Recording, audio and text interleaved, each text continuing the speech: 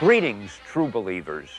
I'm Stan Lee, co-author of How to Draw Comics the Marvel Way, and creator of Spider-Man, the Incredible Hulk, and a whole caboodle of other comic book characters that my legendary modesty prevents me from mentioning. Now, I'll be your host and guide as we journey together along the rambunctious road to comic book artistry, which is to say, it looks like we're stuck with each other for the next little while. Now then, let's start with the basics. And what can be more basic than having an artist teach us how to draw? Certainly better than a plumber. And what artist can be better suited to this titanic task than my co-author and good buddy, none other than John Buscema. Thanks, Dan.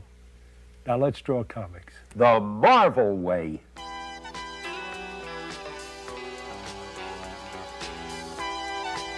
First thing you'll need is a drawing surface. It can be a table like this one, or even a flat board you can place on your lap. So, next you'll need some drawing paper. Marvel artists use 2-ply Bristol board, large enough to accommodate artwork 10 by 15 inches. You'll also need push pins to keep your paper from slipping off the board. Thumbtacks work, so will tape. Of course, you'll need a pencil. You didn't think it would be so complicated, did you? Now, some artists prefer a soft lead pencil, like the one John is using. Others, of a more delicate bent, select a finer hard lead, like this one here.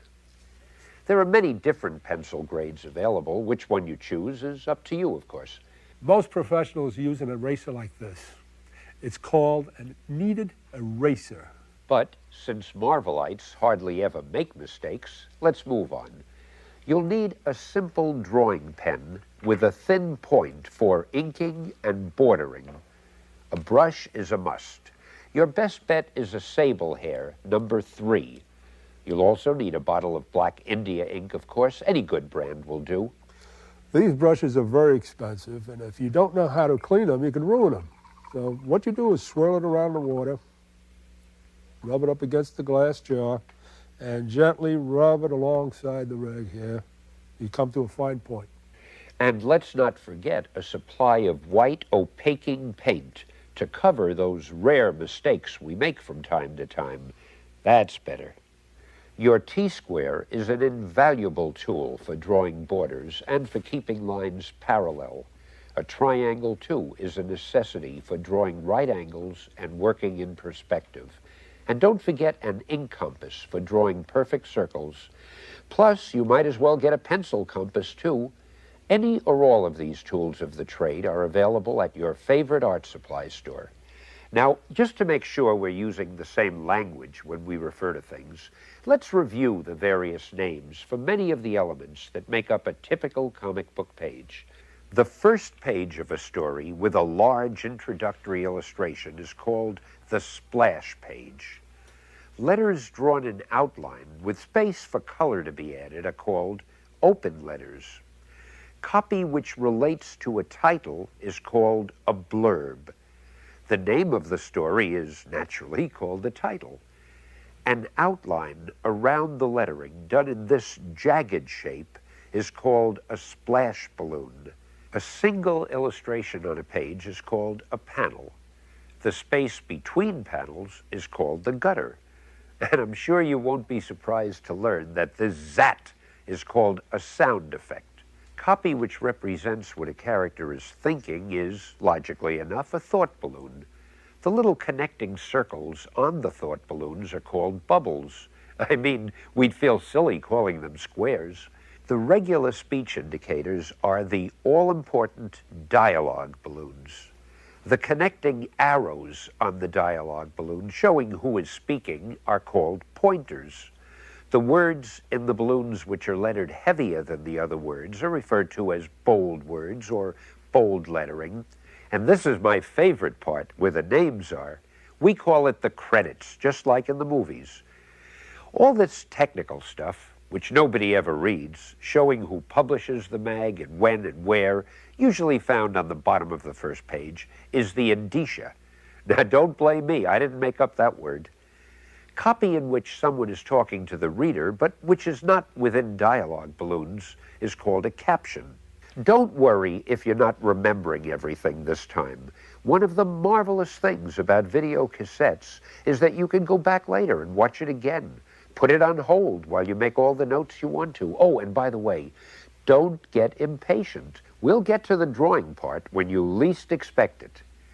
Moving right along now, we introduce you to an excellent example of one of Marvel's many widely heralded close-ups, so-called because the reader's eye has moved in about as close as possible. Now, this type of panel, in which the reader's view of the scene is from farther away, enabling the figure to be seen from head to toe, is called a medium shot. And here you have a long shot. In fact, since it shows such an extreme wide-angle scene, you might even call it a panoramic long shot, without getting anyone angry at you. When you're up above the scene, looking down at it, as in this panel, what else could you possibly call it but a bird's-eye view? Now, on the other hand, when you're below the scene of the action, where your eye level is somewhere near Spidey's heel, as in this panel, we're inclined to refer to it as a worm's eye view. A drawing in which the details are obscured by solid black or any other single tone or color is called a silhouette. And now that we agree upon the tools and the language, let's get on to the heavy stuff. Let's start drawing.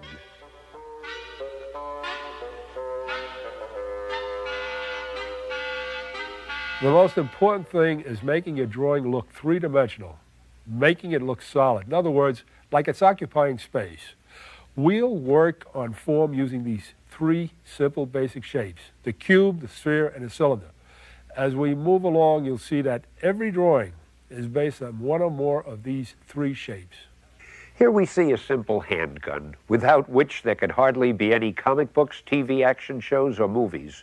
And if you ever want to draw a Western strip, you'd better take particular note of the fact that the barrel is really a cylinder. The bullet chamber is a cylinder encased in a cube, and the butt itself is based upon the basic shape of a cube. Obviously, the details of the shapes are modified to suit the artist's desire and the drawing's purpose. But the thing to remember is the actual sphere, cube, cylinder construction beneath the drawing. In fact, every object can be broken down into one or more of these three shapes. Take the automobile.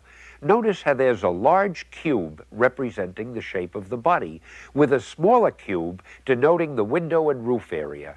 An airplane is equally easy. For me, anyway. I don't have to draw it. The purpose of this is to train you to think through the objects you see. See them as made up of any combination of our three basic shapes: the sphere, the cube, and the cylinder. A very important concept. Just about as important as make mine marvel, of course. Well, now we come to what I'm sure you've been breathlessly waiting for: how everything we've learned relates to the human figure. Notice that in this drawing we use cubes for the rib cage and the hip area, while cylinders form the basic construction of the arms and legs. Even the little band around his thigh follows the form of a cylinder. A few more lines and you've got Daredevil, one of Marvel's most popular superheroes. Here are some more sphere, cylinder, cube examples.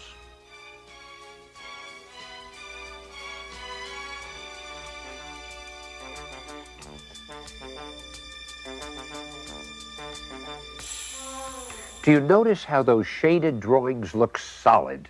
Now, even spheres, cubes, and cylinders can use some embellishment. This is called shading. Gives an object a sense of solidity. Proper shading reinforces the feeling of dimension. We can pause here if you wish, and you can practice what you've learned so far. Or, oh, potential producer of phantasmagoric picture panels, you can grab your ruler, your T-square, and your triangle, because our next topic is perspective. Perspective is vitally necessary in making a scene look accurate. In other words, making things appear to be correctly placed in the foreground, background, and in between. It's not an easy subject, but you've got to master it in order to draw comics. We'll make it as simple and clear as possible. Before we can even begin to understand perspective, we must first learn the basic concept of a horizon line. Simply put, the horizon line represents the viewer's eye level. That's the spot in the picture where your own eye would be if you were there observing the scene. Now, this cube provides a simple example. Notice that the two sidelines on top seem to be coming together, the way train tracks appear to come together as they recede farther into the distance. Okay then, let's continue drawing those two lines until they meet. The point at which they meet is the natural horizon line. That's our own eye level. And since the lines converge on only one single point, it's called, naturally enough, one-point perspective. That seems pretty simple. Even I understand it. Now let's watch John turn the cube like this. If we follow the new converging lines to their ultimate meeting place, we get a two-point perspective, with a horizon line slightly above the scene. This is what our two-point perspective cube would look like, with a horizon line exactly at eye level. And here's how it appears with a horizon line below the cube. Of course, you'll seldom use one simple cube for your perspective. So let's see how these principles apply to the kind of scenes you might be drawing. In this drawing, despite the size of the scene and the number of the buildings, you can see how everything converges toward one point. Therefore, it's a one-point perspective. You can probably guess what we're about to tell you. The perspective lines are converging to two different points, but along the same horizon line. Thus, a two-point perspective. Well, it had to happen. An example of three-point perspective. The point at which the converging lines come together and finally meet is called the vanishing point. But here comes the tricky part. Look way up above the building. There's a vanishing point too, but it's merely an arbitrary point. Here's an example of a three-point perspective with a third vanishing point well below the horizon line. Three-point perspective drawings are really very common, so practice them until they look right to you. And remember, even when the third vanishing point is at an arbitrary spot, all of the perspective lines which do not fall on the horizon line must fall at the same arbitrary point, or else the perspective will be all wrong. For example, let's say you want to draw the inside of a room. Sounds simple, huh? But what about the furniture? It's got to look natural, like it belongs, not like it's just floating. That's what perspective is all about. Notice that the vanishing points are at eye level in order to have correct perspective. No matter where the viewer's eye level may be, everything falls into place. You might want to put the tape on pause and see if you can copy this next example. Notice the way the chair is angled differently than the other pieces of furniture in the room. It gives us a third, a fourth vanishing point on the same horizon line. Now, try not to get impatient. I know it seems complicated, but it'll all make sense as we go on, we hope. Learning perspective also means knowing how to tilt or turn objects without making them look distorted. And here's how it's done. We all know that a perfect circle will fit perfectly within a perfect square. But if we change the position of the square, the circle must also change. It becomes an oval. However, because it's in perspective, it still looks natural. If we draw a cube, which is nothing more than two squares in perspective, side by side, then draw two ovals within the squares and connect the ovals, we end up with a wheel drawn in perfect perspective. We thought you'd enjoy these particular shots because they show, in typical Marvel scenes, how we put the figures themselves into proper perspective. Now, notice where the eye level is in each panel, as well as the location of the various vanishing points.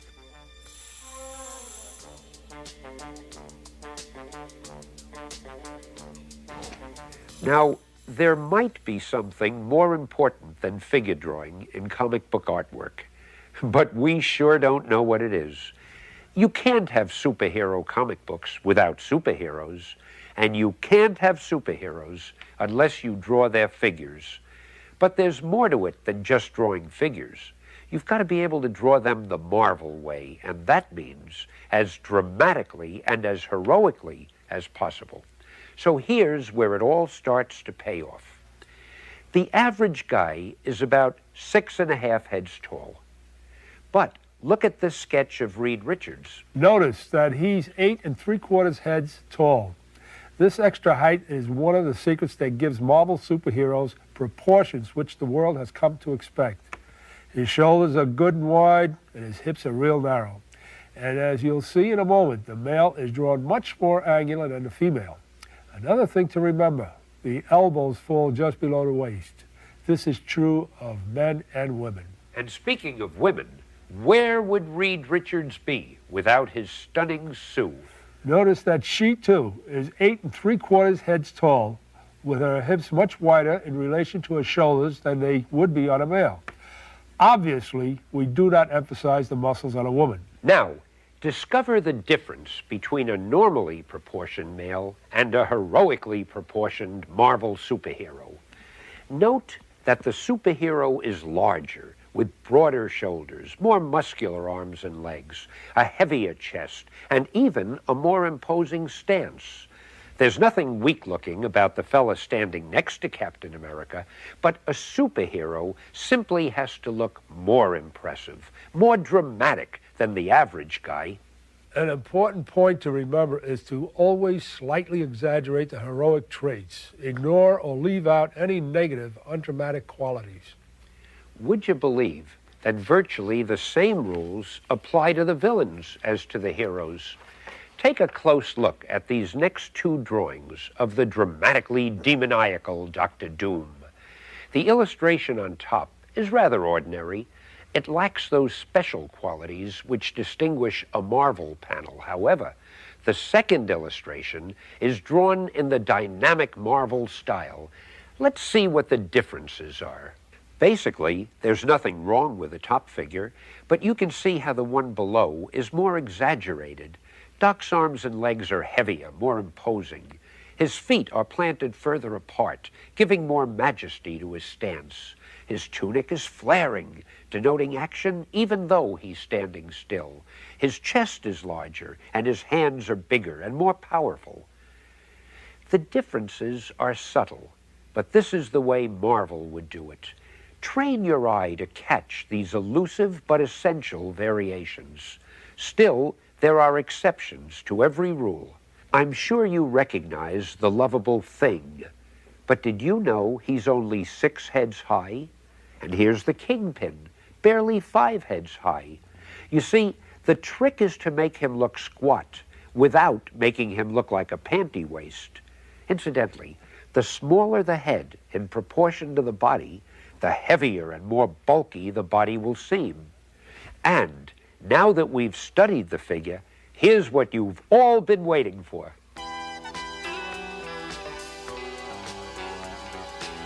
Most anyone can draw a stick figure. They're simple, they're fun, but most importantly, they're the easiest way for you to get the action and the position you want for your character. Now, go ahead and practice. I'll wait. Seriously, put the tape on pause and practice all you need to until you can create virtually any pose that you can think of. Then once you've mastered the stick figure, add ovals for the hips and rib cage. The arms and legs are built by adding cylinders, and continue refining the drawing. Remember to always draw through the figure. By that I mean, even if some portion of the body will be hidden by an arm or a leg, draw it anyway, like Iron Man here, about to spring at some malicious miscreant. You can eliminate what you've drawn later when you add the limb which will conceal it, but you'll be certain that every part of the anatomy is in just the right position. When you've finished filling in the details, you erase the construction lines which have been drawn through. and the result should look something like this final figure of old Shellhead. Yeah, it should, if you're John Buscema. But don't worry, you'll get it with enough practice. Remember, if it was easy, everyone would be doing it. Now, here's another example. This time, we've started with a stick figure in a typical Spider-Man pose. Notice the way his left knee is bending towards you. That's called foreshortening, and it's done a lot in comic book artwork, although we'll get to more about that later. As you can see, it's done mostly with basic cylinder shapes. Add those loose little lines until the figure starts to take shape. Then, as you continue, you will emphasize the important lines, and you eventually lose the others. As John says, it's like being a sculptor, and you're building this figure with clay. This drawing process isn't easy, but the more you practice, the easier it will become. Train your eye until the lines almost begin to form in your imagination before you put them on paper. Always build your drawing starting with a loose sketch. It's the best way. It's the professional way. It's the Marvel way.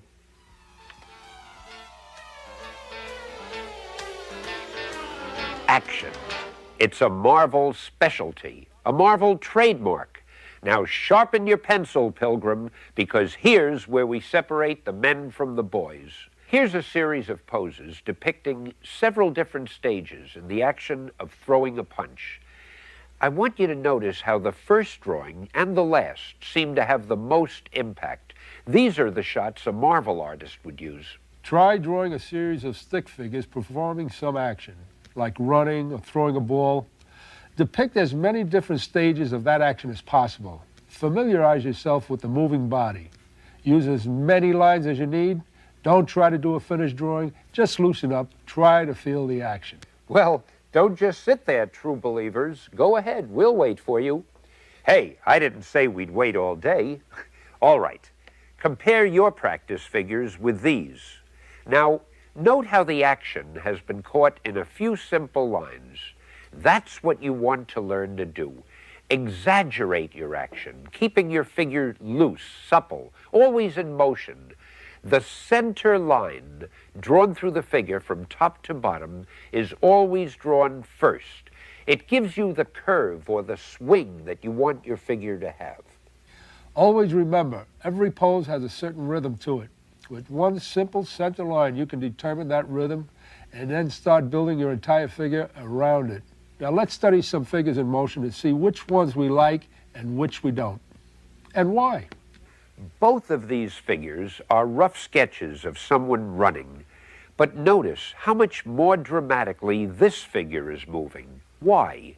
Because his center line has more swing, impelling him forward with force and urgency. Now the same is true here. Both figures depict a reaction to a punch in the jaw. This figure is perfectly clear, but it simply isn't done in the Marvel style. It lacks the movement and the sharply curved center line of the other one. Notice how this figure is looser. The legs are bent and thrusting backwards as the arms jut forward. Notice how the head follows the center line, completing a graceful, fluid curve. Now that's the Marvel way, and the same rules apply to figures which are just standing. In these examples, the smaller figures are okay, but just okay. They're not particularly dramatic, they're not overly heroic, and most importantly, they're not very interesting. But the larger figures, showing the same poses, are much more dramatic and heroic. Consequently, they're more interesting. Here are some more examples. The variations may not seem to be major, and yet, as simple a device as thrusting the head farther forward or spreading the legs farther apart can make all the difference. They're simple, loose, free and easy, and although each was done with just a few sketchy lines, they're all Marvel-style drawings. Well, I know you're anxious to start drawing a complete figure now, so let's get to it. John has reduced the process to 5 steps. He's begun step 1 with a basic center line to determine the pose and the action curve. Moving quickly to step 2, he's constructing the sketch using the spheres, cubes, and cylinders we studied earlier. This is basic, but it's very essential. It's how the Marvel artists do it. Step 3 is to draw through the figure, doodling and adding the basic details you'll need. Keep your pencil strokes loose, light, and graceful. If a line isn't right, don't worry. Just go over it lightly until it begins to assume the proper form.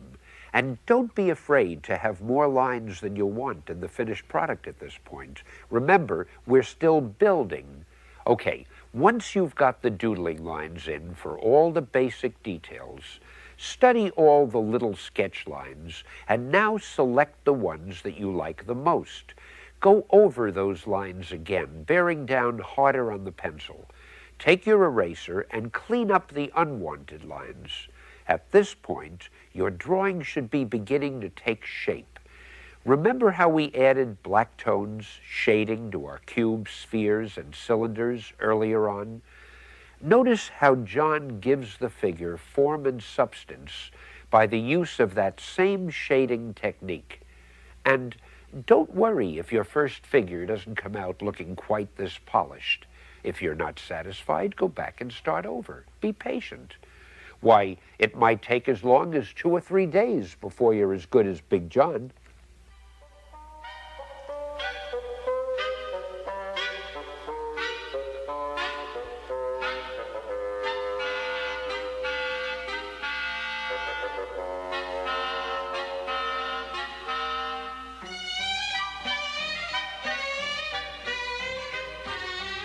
You rarely see a Marvel figure that doesn't have some portion of its body foreshortened.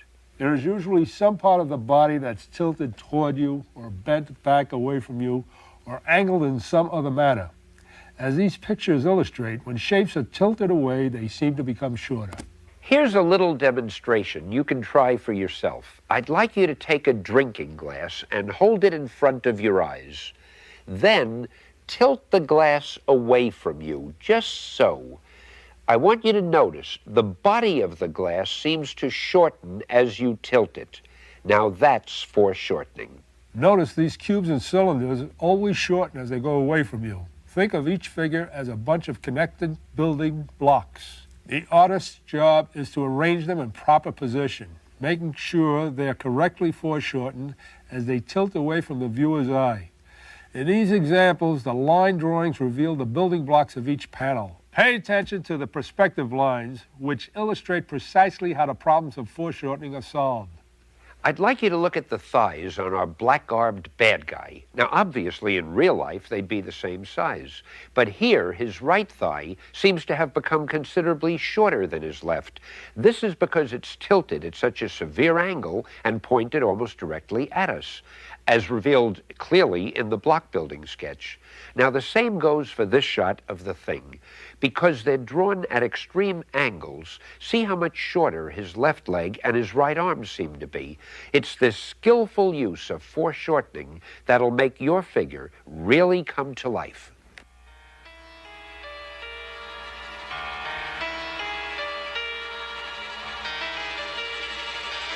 And now it's time to draw the human head, or even the inhuman head. Most everyone can draw heads and faces of some sort, but now we're going to find out how to do them right, the Marvel way. Profile first. It should generally fit into a square with just the nose and part of the chin protruding. The eyes usually come midway in the skull, between the top of the dome and the bottom of the chin. Now, dividing the skull into 4 even quarters from top to bottom, the nose will usually be in the second quarter, up from the chin, with the ears falling at about the same level. Now the front view. Notice the head isn't a perfect oval because the jaw has a slope, which makes the bottom of the skull considerably narrower than the top. Look at these heads from different angles. Once you're familiar with the construction, you'll be able to draw the head in any imaginable position. Let's begin with some basic tips. Heads are generally 5 eyes wide, with 1 eye distance between the 2 eyes. To determine the width of the mouth, draw lines from the bridge of the nose touching the outside of the nostrils, and where they cross the mouth line, that is the width of the mouth. Then, draw 2 more lines starting underneath the nose. They should run through the lower lip, right where it starts to turn up, and where those lines touch the bottom of the head, eureka! That's the width of the chin. At this stage, keep your heads simple. No extra lines in the forehead or around the nose and chin. Keep the nose small and the chin strong and firm. Don't let the hair just lie there. Give it body, thickness. Keep the mouth simple. Notice the curve of the upper lip, and just a small, simple line for the lower lip. As you can see, there are many different types of good-looking males, be they human, amphibian, or whatever. Practice the basic rules. There are, of course, lots of variations, but if you stick to the principles, you'll be able to make any character heroic-looking, no matter what his origin or facial expression. Drawing the good guys is somewhat formularized, but the bad guys, hey, that's a different story. Here's where you can let your imagination run wild. As you know, your average vile and vicious villain comes in all sizes and categories. So, when creating the head, you can use any shape that grabs you, square, round, wide, whatever. But just make sure that his look complements his personality. And speaking of personalities, let's turn our attention to the beautiful but difficult to draw Marvel women. Fortunately, John is almost without peer when it comes to portraying sensuous femme fatales, and here's proof. Remember the 5 basic steps, beginning with a profile. First, the head is drawn within an imaginary square. Then locate the eyes halfway down the face like this. Now you have a benchmark for the eye and the nose. Note how the nose tilts out and up from the skull, and it's rather short. Using a soft, curved line, place the cheek from the ear to the front of the skull, halfway between the bottom of the nose and the bottom of the chin. Notice also how John places the mouth well forward from the skull. Notice, too, that the lower lip is fuller than the upper lip, while the upper lip juts out farther forward. Also, see the angle line showing the relationship between the lips, the nose, and the chin. Now draw the lady's eyebrow, but not too low, and employ a graceful curve like this. Bring the chin forward and find the proper positioning of the nostril by drawing a straight line from the mouth to the eye line. I told you drawing the Marvel women is more difficult than drawing the male heroes, but stick with us because it does get easier. Keep the forehead rounded, never flat. Make the eyelashes a solid mass. Don't try and draw each little lash. And keep the lady's hair full and fluffy. I mean, after all, this is a Marvel woman you're drawing, pal.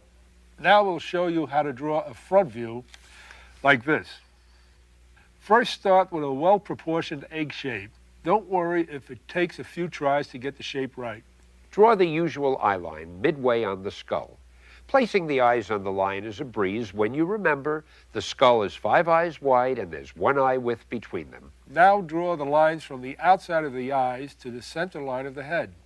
Here is where you make your cheek lines and indicate the area for the mouth. This is the home stretch, folks. About 1/3 of the way up from the top of the lip to the eye line, indicate the nose. Place graceful eyebrows well above the eyes and sketch the ears, preferably one on each side of the head. Sharpen your pencils, because here is where the real drawing begins. There's no shortcut for this. You've got to really draw the gal's nose. Following Johnny's exquisite example, always make certain that the nose is a little narrower than the width of 1 eye, and make sure that it tilts upward. Once the nose is done, you find the width of the mouth by drawing lines from the top of the nose past the nostrils. The upper and lower lip are positioned by continuing the cheek line through the mouth area. And all that remains is to add a gorgeous head of hair and erase your guidelines. Notice again that the eyelashes are a solid mass, and the eyes are slightly higher at the outside than they are at the inside corners. And there she is. It's not so hard if you remember that one little word, practice. Naturally, being able to draw a head is really only a part of it. The big thing is to animate it, to put interesting expressions on the face. These female heads were all constructed exactly like the one we just did. But notice how I can change the expression simply by making slight alterations in the mouth, the eyes, and the eyebrows. You can master it too if you follow these simple tips. Keep the female face simple. Use no extra expression lines on the forehead or around the mouth or nose. Study your own face in the mirror. Oh, hi there. Well, practice making different expressions and see what happens to your face when you do. Study those expressions. You know, most artists are their own best models. The nice thing about it, the only equipment you need is a mirror and, of course, a face. As far as expressions go, virtually the same rules apply both to male and female heads. So watch this segment repeatedly and apply the same principles to the various male characters you may wish to draw. It's fun to change the rules and be creative, but you have to master the rules first. Let's say a story calls for a sophisticated villainess. Well, make the jawline a bit more angular and give the eyebrows a more sinister arch. Also, raise the outside corners of the eyes and straighten the nose just a bit. See the difference? She's still great looking, but by varying the rules just slightly, we've made her different altogether. And look at those swingy earrings for sophistication. Jewelry, clothes, hairdos, and other accessories help create the proper mood. If you want to age her a bit, simply round out the jawline. Add a slight double chin, and with just one curved line under each eye, you can give the feeling of puffiness. Notice, too, that the earrings are smaller, also suggesting maturity. Let's review a couple of things to make sure you've got it down right. This is what the correct Marvel eye should look like. Note the graceful curve of the eyebrow. And the eyelashes, as we mentioned, are a single soft mass. The eye itself tilts upwards just slightly. Whoever drew this eye was certainly not a graduate of the Marvel School. Individual eyelashes and eyes too long and narrow, they're definite no-nos. And if you let your eyes droop and draw eyebrows as a single curve, well, you're no Marvel artist. A proper Marvel nose tilted upward and with small nostrils. In contrast, this nose is tilted up too much, and the nostrils are too big. This one has bumps. A Marvel nose is always one smooth line, and the tip should not dip. There is one word for how a mouth should look: pleasing. Bow lips are out this season, and every season at Marvel, and don't draw angular lips. There's no grace or softness to them. This is a Marvel mouth and chin. See how the upper lip is placed farther forward than the lower one. It's firm, but don't put the upper lip too far forward or make it too thin. And don't draw a weak chin. This chin arrives 10 minutes ahead of the rest of the head. And the lips are too thick, with the lower lip jutting too far forward. Everything in your picture must work in harmony to produce a whole. Otherwise, things such as eyes, noses, chins, and lips will draw attention to themselves at the expense of the rest of your drawing. Put it all together, and no matter what angle the head is in, the nose is always tilted up just slightly. The eyebrow has a fluid curve, and the lips are pleasingly full and soft. I know it takes work, but look at the results. Learn, practice, master the rules, and who knows? Maybe someday I'll be doing a video with you, and John will be out there taking notes. Could happen.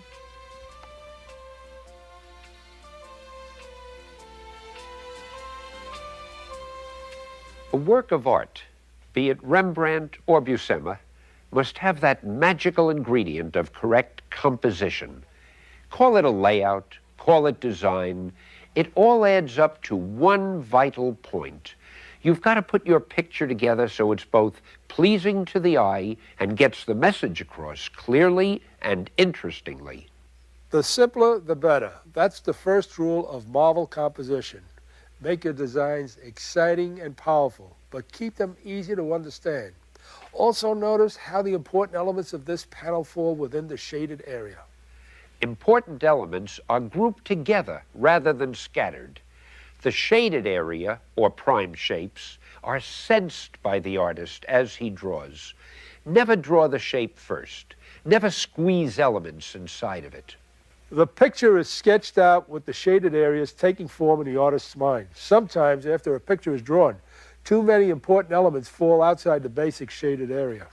Now, in such instances, the artist just changes his drawing until everything falls within a pleasant, unified mass. You want to train your eye to find the patterns, and you'll soon see that the most complicated picture will lend itself to similar analysis as soon as you look at it. The camera angle is another vitally important element of design.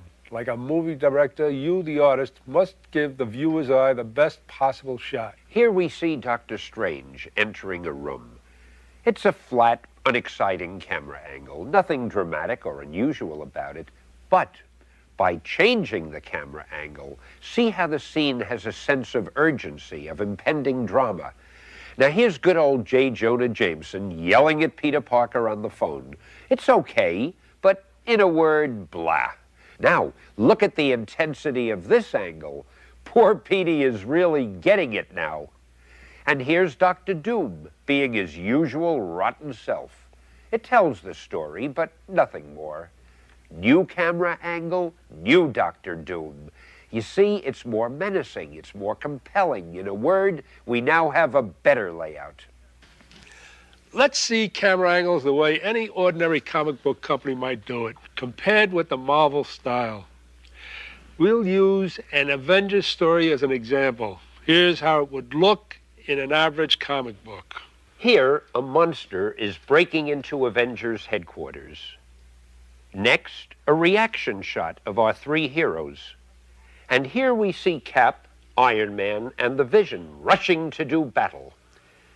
Now that's old Shellhead taking a swing at the big bad behemoth. And here we see the monster about to do our hero irreparable bodily harm. Now, Cap and the Vision are pondering their next move. These panels are drawn okay. They tell the story, the characters are recognizable, but they're lacking in raw drama and sheer excitement. That's because most of the layouts are too vertical, too straight up and down, and the heroes are too stiff. They lack the power that Marvel Comics have. You know, we could go on forever, but it's easier just to compare and see how it's done the Marvel way. For example, look at this close-up of the monster breaking in. He looks like a monster. He's dangerous, menacing, super strong, and deadly. And the three heroes aren't standing around like a trio of simpletons. With Iron Man in front, there's a feeling of movement here due to the placement of the figures. There's more action than the simple-looking straight-on panel. See the action, the drama, the feeling of power generated by our heroes? There's no comparison to the other example's uninspired side shot. Iron Man slugging the monster the way a superhero should, like he means it. Here, he doesn't look like a ballet dancer, like in the other version. Are you starting to get the picture? Look here. You can almost feel the power as Iron Man struggles to break free. Finally, the two Avengers look much more graceful, and the tilt of their bodies gives the feeling of far more urgency and excitement. Now, without any comments from us, see if you can tell why the second version of the next examples are infinitely better than the first. Watch for interesting perspective shots and variety in the size of the figures, and less emphasis on putting everything in the center of the panels. And if you still can't tell the difference between the fair layouts and the good ones, keep studying. I mean, we don't want you to end up working for the competition.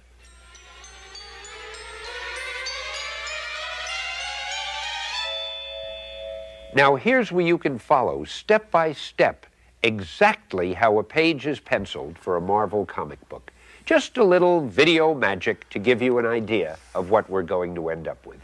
Now, this is a Captain Britain story for a line of comic books we distribute in England. Let's follow the story as John lays it out. This first panel shows Captain America, followed by Captain Britain, racing down a corridor on a rescue mission. In this second panel, the villainous Red Skull is aiming a gun at his enemy, Nick Fury, who's hovering above him.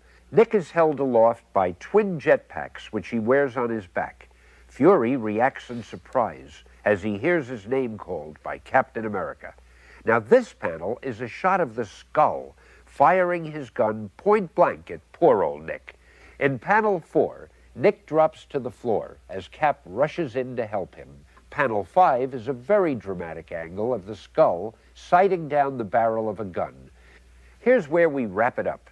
Captain Britain, holding his unique armored staff, charges to the rescue. Here's another look at how we build a panel. Always think of what you're doing as a process. You are literally building pictures. You start with the basics and then adding to it until you've got it.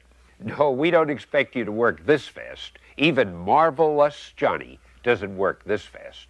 But to save a little time, we're showing you the basics of how it's done in speeded up action. What we do want you to do, however, is practice everything in this tape until it all becomes second nature to you. Remember, you can play this cassette over and over. And if it wears out, you can buy another one. We won't mind a bit.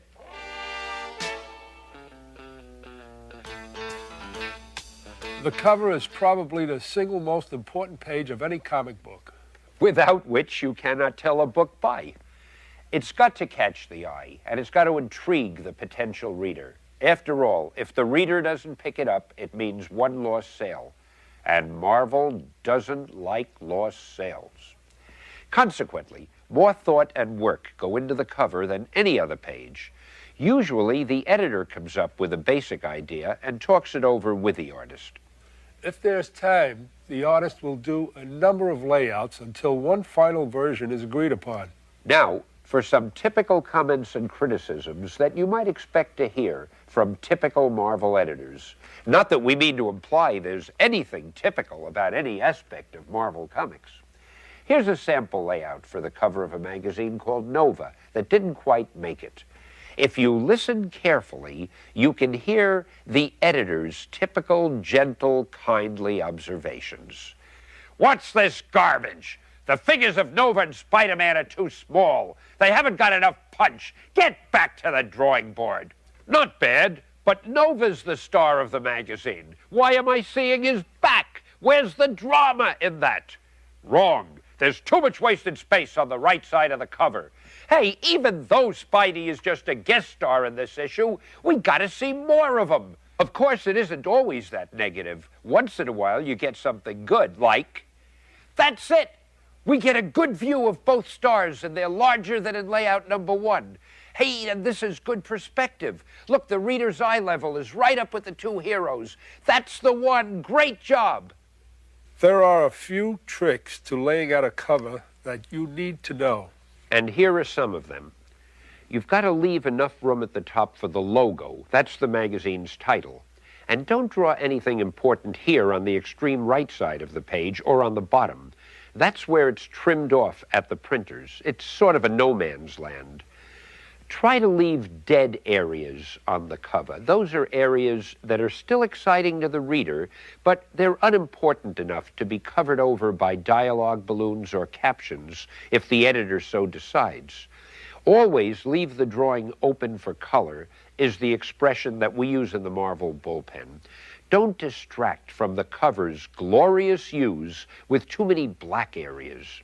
Make the cover provocative enough so that the reader wants to buy the magazine, but try not to give the ending away or tip the reader off to any surprises.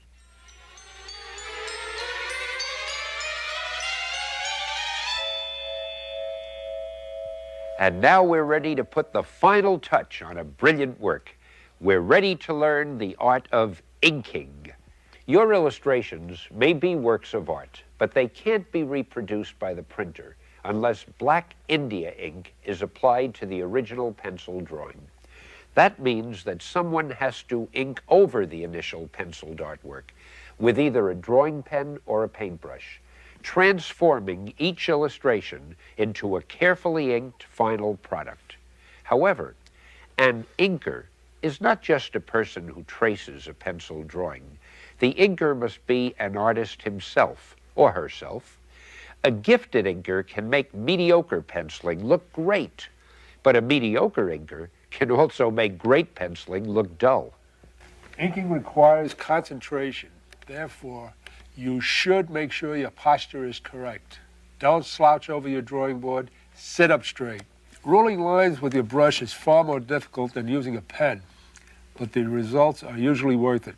Just hold the ruler at about a 45-degree angle and run your brush along it like this. By varying the pressure of your brush, you can make lines of any thickness. Lines ruled with a brush are not as stiff as those made with a pen. Actually, they tend to have more character. Become equally adept at both pen and brush. The brush requires more time to master, but if you use a pen exclusively, your finished drawings may seem stiff and lifeless. Now, these examples of brushwork are called feathering.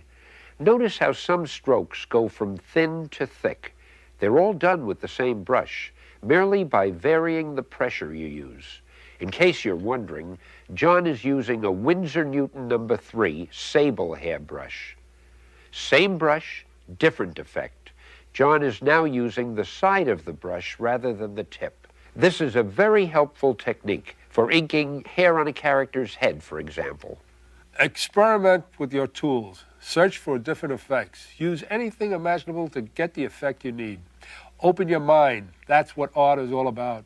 Here's a well-inked panel. See how the lines vary in thickness? They're heavier on the underside of the bodies, away from the light. Now this gives solidity to the figures. And look how clear the picture is, even though there are a number of figures and a wealth of little details. You see, a good inker ensures that drawings will be understandable, no matter how complicated they might be. One way to achieve this is to use heavy blacks to make the figures stand out from the background. Now here's the same panel, but it's overworked. It's too dark and there are too many lines. When it's reduced to comic book panel size, it's going to be tough to understand. Too much texture has destroyed the basic beauty of the drawing, and it's almost impossible to read. On the other hand, here's an example of the other extreme. The inker here didn't use enough variety in his lines. The blackened areas are too skimpy and spotty, and they have no pattern. His lines are almost all the same weight, with no feeling of thick or thin. The characters, as you can see, just seem to blend into the background. It's boringly blah. Now, it's just as bad to keep a panel too light as it is to overwork it. The secret is to know when and where to place your strong black areas. Too little or too much will ruin your drawing. The black areas here are concentrated on just one side of the figure. This technique accomplishes two things. First, it gives a feeling of dimension. Second, it directs the reader's attention to the character's face by framing it with massive black areas. The figures here are drawn realistically. See how bold and simple the heavy black shadows are? Again, there's one bright light source illuminating one side of the body and casting the other side in deep shadow. Keep your inking simple, with just one definite light source in each panel. Now here, the main purpose is to create a mood of fear and menace. Look at both panels. Now concentrate on the simplified panel. The blackened areas are simple vertical or horizontal forms, thereby creating a calm, motionless scene. The dramatic exception is the large slanting black masses on the winged gargoyle, which add a sudden feeling of shock, of impending danger. Also, look at the large vertical black designs within the fence bars. They unify the picture. Now, without them, the whole design would seem to fall apart. Here, the black designs seem to be jumping all over the place. They're creating a feeling of chaos and action, but the pattern, although it's seemingly jumpy, is really quite consistent. It rivets your eye on the action. Now the blank areas are arranged here to create a pleasing circular movement. These two slashes across the bottom add action and unity. Here's our final example. The light coming from the left is casting everything on the right in deep shadow. The heavy black shadow area emphasizes the feeling of a horror story. Now, just by looking at the design of the panel, you know it's no humor or romance strip. Notice the way the black areas in the background give a feeling of realism and detail without detracting from the two important figures. This panel is heavy, it's melodramatic, and yet it's clear. In a word, it's marvel. In summation, the penciler draws his panels in, what else? Pencil. Then they must be finished by the inker. Now it's up to the inker to decide where and how boldly to apply his black ink. The inker figures prominently in determining the mood, the design, and the clarity of each panel. Thus, when you seriously study comic book artwork, be conscious of two complementary elements: the basic pencil drawing and the inked version. See? And you thought it was going to be complicated. That about wraps it up for now. Obviously, no one tape can substitute for an entire art course. But we hope we have at least presented you a broad overview, illustrating the most important elements of style, drama, and design that go into the making of a Marvel comic book. Now, one last word before we turn you loose to unleash your talent upon a breathlessly waiting world. To be a great artist, and Marvel isn't interested in any other kind, you've got to do three things: draw, draw, and then draw some more. No one can make you a great comic book artist. You have to do it on your own. You have to want it enough to be willing to work at it night and day. It isn't easy, but if you've got the stuff, you won't let anything stop you.